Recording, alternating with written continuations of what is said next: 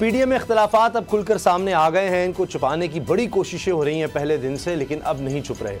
Peoples party के वफ्द ने क्यों मुलाकात की, हुकूमत की तरफ से वफ्द से या हुकूमती शख्सियत से, स्पीकर से क्यों मुलाकात कर रहे हैं, क्यों जाकर मिल रहे हैं, इजाज़त के बगैर क्यों मिल रहे हैं, फजलुर रहमान साहब की इजाज़त या पीडीएम के बगैर क्यों? तो फैसले जो होने हैं वो पीडीएम के तहत होने चाहिए। अब फजलुर रहमान साहब इस इत्तेहाद को बचाने की कोशिश कर रहे हैं और वो दोबारा गुफ्तगू कर रहे हैं। जनाब जरदारी साहब से भी, नवाज़ शरीफ से भी करें तो क्या करें? असद खरल साहब, ये कब तक ये इस तरह से पर्दों में रह करके नहीं हम एक हैं, फिर जरदारी साहब का पहले आ जाएगा तरीक़े में बाद ये कहेंगे तो धोखा है, फिर जरदारी साहब बयान दे देते हैं नहीं हम आखिरी हद तक पीडीएम जाएगी, हम इकट्ठे हैं। अच्छा, अब तक नून लीग का ये कहना है कि ये डिसाइड हुआ था जो मौलाना फजलुर रहमान साहब का भी कि मुतहदा अपोजिशन जो है वो हुकूमत से यानी इकट्ठे मिलेगी। अब जिस तरह ये मुलाकात हुई है और जिसके ऊपर नून लीग के साबिक जो वज़ीर-ए-आज़म है शाहिद खाकान अब्बासी साहब, एहसन इकबाल साहब, उन्होंने पीपल्स पार्टी का जब मौक़िफ़ है इस मुलाकात के बाद जो नून लीग ने रद्द-ए-अमल दिया या मौलाना फजलुर रहमान साहब ने, तो उन्होंने वजाहत देने की कोशिश की जिसको नून लीग ने मुस्तरद कर दिया।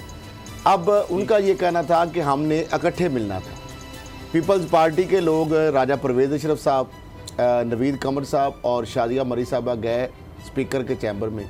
वहाँ पे हुकूमती पार्टी की जानब से परवेज़ खटक साहब और आमर डोगर साहब जो मशीर हैं सियासी अमूर के वज़ीर-ए-आज़म के, वो भी मौजूद थे। अब ये जो मुलाकात हुई है इसके ऊपर फिर वो वाह बहला मच गया।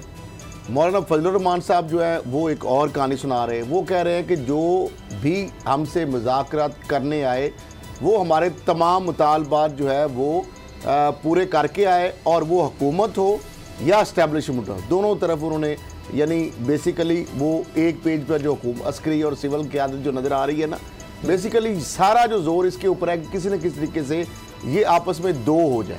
यानी उनको कभी वो इकट्ठे मानते हैं, कभी वो कहते हैं जी हुकूमत या इस्टेब्लिशमेंट जिसने भी हमारे साथ मुज़ाकरात करने आना है। अब नून लीग की बात या पीडीएम की पीपल्स पार्टी के अलग-अलग उनसे बाला बाला मुलाकात कर रही है, और नून लीग ये भी कह रही है कि बजाय उनको अपोजिशन के चैम्बर में आना, अपोजिशन लीडर के चैम्बर में आना, पीपल्स पार्टी उनके स्पीकर के चैम्बर में चली गई। ये बात भी गलत है, वायलेशन है। ये हमारी इनसे कमिटमेंट थी कि हम वो आएंगे हमारे चैम्बर में अपोजिशन के। अब ये इसका मतलब यही है जो मैं पहले से कह रहा हूँ कि पीपल्स पार्टी अपनी सियासत कर रही है, बाला बाला जो मामला वो करना चाह रही है। नून लीग अपने मामला कर रही है, और नून लीग और मौलाना फजलुर रहमान साहब ज़्यादातर चीज़ों पर एक पेज पर नजर आते हैं। मौलाना फजलुर रहमान साहब आगे क्या बात कर रहे हैं? वो कह रहे हैं कि जो पीपल्स पार्टी की जो ऑप्शन है अदम एतमाद की, वो कह रहे हैं इस पर अमल होता नज़र नहीं आता। अब मौलाना फजलुर रहमान साहब जो है, जो हुकूमत के बारे में सबसे ज़्यादा क्रिटिक हैं, पीपल्स पार्टी की उस ऑप्शन को ही वो रिजेक्ट कर रहे हैं जी। और वो ये कह रहे हैं कि जनाब अदम एतमाद का ऑप्शन जो पीपल्स पार्टी का है, यानी उसको आइसोलेशन की बात कर रहे हैं। यानी मौलाना साहब जो है पीपल्स पार्टी के उस ऑप्शन से किसी तरीके से उसको पीडीएम के प्लेटफार्म पर रखने के लिए तैयार नहीं है, ना उसको एक्सेप्ट करने के लिए तैयार है। नून लीग भी इस ऑप्शन को रिजेक्ट कर चुकी है। तो अब इसका अंदाजा आप खुद लगा लें कि पीडीएम जो है ये फिर क्या इसमें यूनिटी कहाँ नजर आती है? यानी भांत भांत की बोलियां, हर बंदा अपनी अपनी बीन सुना रहा है, और प्लेटफार्म बाजार एक है, लेकिन हर बंदा हर पार्टी जो है वो अपनी मजबूरन रखा हुआ है। लेकिन बाबर डोगर साहब, जो फजलुर रहमान साहब पर प्रेशर आ रहा है कि जो बागी रहनुमा है वो कह रहे हैं जी फजलुर रहमान को पार्टी से निकालना है, इलेक्शन कमीशन जाने की वो बात कर रहे हैं। फजलुर रहमान साहब कहते हैं जी पहले हमारे मुतालबात मानकर फिर कोई बातचीत के लिए आए। तो क्या पीपल्स पार्टी वो देख रहे हैं कि वो लीड ले रही है? क्योंकि जो जरदारी साहब के फैसले थे वही पीडीएम को मानने पड़े, चाहे असेंबली इलेक्शन में जाना हो, चाहे सेनेट के इलेक्शन में जाना हो, कुछ भी हो। तो वो अब लग रहा है कि फजलुर रहमान साहब समझ रहे हैं मैं तो लीडिंग कर रहा, असल चीज़ तो पीपल्स पार्टी है, वो जाकर बात करती है तो हम कहाँ रह गए, और पीछे से खुद प्रेशर आ गया फजलुर रहमान साहब। तो सवा साहब फिर पार्टी जो है वो अब पीडीएम से आहिस्ता आहिस्ता पीछे हट रही है, बल्कि फिर पार्टी का पीडीएम से अब लगता है कि जाना ठहर गया है। आप देखें कि बिलावल भुट्टो जो है वो अब पीडीएम की किसी मीटिंग में नज़र नहीं आ रहे, वो आराम से सेल में बैठे हुए हैं, और पीडीएम जो है फिर पार्टी की जो सेकंड बी ग्रेड की लीडरशिप है वो पीडीएम के मामला को देख रही है। इसका मतलब ये है कि जो ऊपर की मेन लीडरशिप है वो पीडीएम से बाहर निकल गई है। वो तो अब उन्होंने अपनी एक नॉमिनल दावत तो दें सर, अपनी एक नॉमिनल प्रेजेंस रखी हुई है उसके अंदर, पीडीएम के अंदर। अदरवाइज ये इशारा ही काफ़ी होता है। ये जो चीज़ें होती हैं, ये सारी चीज़ें ये इससे क्लियर हो रहा होता है कि जनाब ये पार्टी जो है वो आहिस्ता आहिस्ता पीछे हट रही है। अब देखिए राजा परवेज़ अशरफ साहब जो हैं वो यहाँ इस तरह की जो दूसरी लीडरशिप है वो पीडीएम के साथ खड़ी नजर आ रही है। बिलावल भुट्टो आपको कहीं नजर नहीं आएंगे, वो भी पीडीएम के, वो तो उनके बारक चले गए मुलाकात करने, मरियम को खुसूसी दावत दी जाती है, बिलावल को नहीं दी जाती वो जब इजलास होता है। तो इसका मतलब ये है कि चीज़ें बड़ी वाज़ेह हैं। फिर पार्टी ने अपनी लाइन डिफरेंट कर ली है, उन्होंने अपना अलहदा रास्ता चुन लिया है, उन्होंने पीडीएम से जो बेनिफिट लेना था वो ले लिया है। अब वो पीडीएम के साथ इस तरह से आगे चलने को तैयार नहीं है। इसका एक क्लियर ये मैसेज है कि जनाब आप शॉर्ट मार्च करें या लॉन्ग मार्च करें, शॉर्ट धरना करें या लॉन्ग धरना करें, हम आपके साथ नहीं हैं। हाँ, हम देखेंगे जब कोई फिजिबल मौका आएगा, जब मुनासिब मौका आएगा, जब हम देखेंगे कि हम हुकूमत को पलट सकते हैं, तो उस वक्त हम असेंबली में चेंज लाने की कोशिश करेंगे। तो ये तो पीडीएम को क्लियर मैसेज बिलावल भुट्टो ने दे दिया। इससे ज़्यादा लाउड एंड क्लियर मैसेज हो ही नहीं सकता कि वो किसी मार्च का हिस्सा नहीं बनना चाह रहे। वो चाह रहे हैं कि असेंबली के अंदर जनाब चेंज लेके आएंगे, और वो चेंज जो है वो कभी नहीं आनी। और एक चीज़ मैं आपको क्लियर कर दूं कि ये नून लीग को, मौलाना फजलुर रहमान को बड़ा क्लियर ये सामने दीवार पे लिखा हुआ नज़र आ रहा है कि जिस दिन भी असेंबली के अंदर जाके उन्होंने तहरीक अदम एतमाद लेके आए, चाहे वो स्पीकर के खिलाफ या इमरान खान के खिलाफ, वो बुरी तरह से उड़ जानी है और पीडीएम का उस दिन जो है वो कश्ती जो है वो डूब जानी है। तो ये मोहम्मद जुबैर साहब आप कह रहे हैं कि जी 10 से 12 मिनट मुलाकात हुई है उनकी आर्मी चीफ से, तो इस पर मौलाना को कोई एतराज़ नहीं है कि चलें जी वो इस्लामाबाद क्लब में हो गई, खैर है कोई बात नहीं, जबकि नवाज शरीफ ने तो कहा था कि किसी सूरत कोई आदमी नहीं मिलेगा, किसी तरह से नहीं मिलेगा, ये ख़त्म होना चाहिए सिलसिला। अच्छा, माजी में खुद जो मर्जी करते रहे। तो ये एक वैसे ही नाश्ते पर होगी मुलाकात, अचानक हो गई, इस पर कोई मसला नहीं। इस पर मौलाना साहब पहले दो मुलाकातों का जो नतीजा है, तीसरी मुलाकात में क्या होनी थी? मुलाकात वो एक वो डिनाई भी करते रहे ना, नहीं कहते थे जी हमने तो की नहीं मुलाकात के अंदर कोई ऐसी बात तो थी नहीं। अब कोई अगर होटल के अंदर अचानक इत्तेफाक से इकट्ठे आप हो जाते हैं, उसको कोई एजेंडा नहीं था, कोई ऐसी बात नहीं थी। आर्मी चीफ साहब अपनी फैमिली के साथ आए हुए थे, वो भी यकीनन इस्लामाबाद क्लब गए होंगे, तो सलाम तो हो जाती है। अब उस मीटिंग को ये रंग देना कि जनाब वहाँ पे कोई डील होगी या कोई बारगेनिंग होगी, ऐसी बात नहीं है। उस मुलाकात का कोई सियासी पस मंजर नहीं है, वो जस्ट एक कर्टसी। कोई शर्म तो आती होगी असद करल साहब के इस तरह 11 दफ़ा आर्मी चीफ का नाम लेना जलसों में, और तमाम जितनी खामियां मसाइल हैं मुल्क के आज तक, वो सारे किसी आर्मी चीफ पर थोप देना, और उसके बाद फिर उनके वही तर्जुमान जनाब मरियम के और नवाज शरीफ साहब के वो जाकर मिल रहे होते हैं। तो किस तरह से वो कहते हैं हमारे तल्लुकात हैं, चूँकि वो भी जनरल साहब के बेटे हैं, तो इसलिए।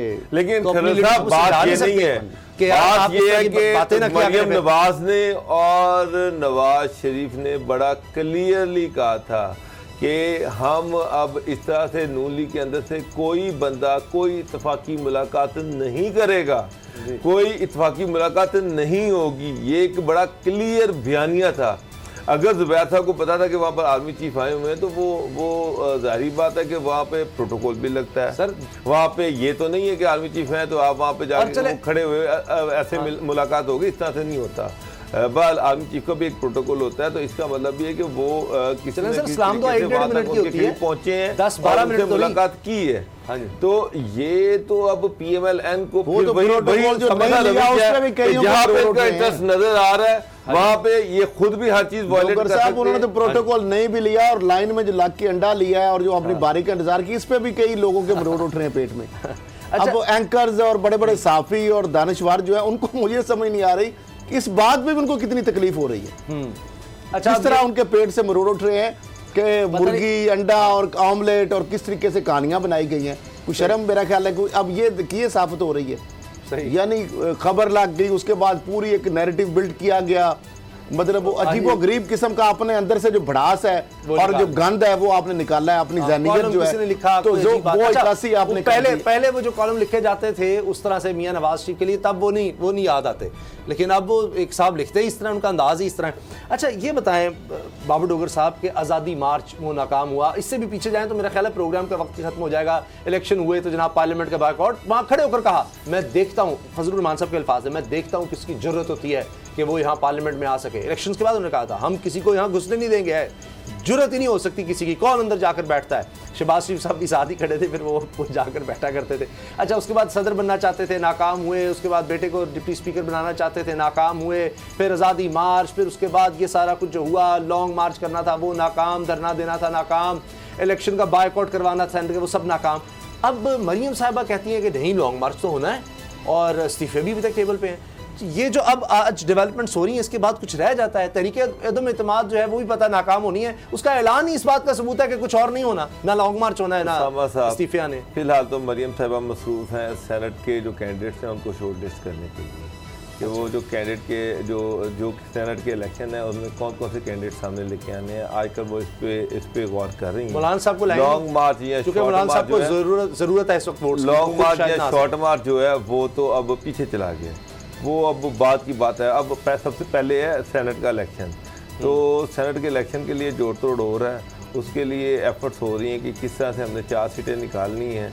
और उनको ये भी खौफ है कि हो सकता है कि जिस तरह से PMLN के अंदर डिसिडेंट्स हैं तो कोई ये ना हो क्योंकि पीटीआई तो ओपनली पीटीआई तो ओपनली चैलेंज कर रही है कि 8 में से 6 सीटें जो है वो पीटीआई और उसका अलायंस लेके जाएगा और नून लीग 2 सीटें लेगी। अच्छा। इनके 2 सीटों का उनको खसारा होगा। तो अभी तो नून लीग फिलहाल अपनी सीटें बचाने के चक्कर में कि सेनेट में उनकी सीटें बच जाएं। पता नहीं क्या होना है, कैसे इतनी मुश्किल से उनको सीटें मिली हैं। उसके बाद मरियम साहबा कहेंगे और वो इस्तीफे दे देंगे, सेनेटर जो बनेंगे, जो भी वो इस्तीफों वाली तो कहानी खत्म हो गई है पुरानी। नहीं, मरियम कह रही हैं कि इस्तीफे अभी तक हैं, वो सेनेट पर बन जाएंगे और उसके बाद मरियम कहते अगर आपने इस्तीफे ही देने हैं तो फिर सेनेटर बनने के लिए इतनी आपको दगो करने के लिए 1 दिन के लिए सेनेटर बनना तो मुझे नहीं समझ आ रही। ये तो वाकई ये कहानी है सिर्फ, और वो एक आवाम को बेवकूफ बना रहे हैं। 31 दिसंबर उन्होंने कहा था कि इस्तीफे। अच्छा, फजलुर रहमान साहब को सेनेटर बनाया, नून लीग बनाएगी सेनेटर फजलुर रहमान साहब को। मुझे हां, ये बात बड़ी अहम है। अब मौलाना फजलुर रहमान साहब के साथ ये भला करना चाहते हैं, ये उनके आंसू ये पूछना चाहते हैं, तो अगर ये मुशाहिदुल्लाह को सिंध के रैशी हैं, उनको अगर पंजाब के कोटे से बना सकते हैं तो 4 में से पहले ही आपके 2 रह जाएंगे। तो आप भार भरम यही है कि मौलाना साहब को उनको मौका दें ताकि वो सेनेट के अंदर आ जाए, ताकि पता चले आपका ये कैसी पार्टी है।